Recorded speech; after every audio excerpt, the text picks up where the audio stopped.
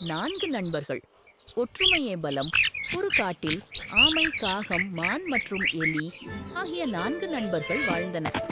ஒரு நாள் மான் உணவு தேடிச் சென்று ஒரு வேடனின் வலையில் சிக்கியது. காகம் வானில் பறந்து சென்று மானின் நிலையை கண்டறிந்து மற்றவர்களுக்கு தெரிவித்தது. உடனே எலி தன் கூரிய பற்களால் வலையை அறுக்கச் சென்றது. காகம் வேடன் வருகிறானா என்று மேலே இருந்து பார்த்து கொண்டது. வலை அறுபட்டு மான் விடுவிக்கப்பட்ட அதே நேரம் வேடன் அங்கு வந்துவிட்டான். மான் மற்றும் காகம் தப்பித்து மறைந்தன. ஆனால் மெதுவாக வந்த ஆமை வேடனிடம் மாட்டிக்கொண்டது. நண்பர்கள் மனம் கலங்கின. வேடனிடமிருந்து ஆமையை காப்பாற்ற ஒரு திட்டம் தீட்டினர்.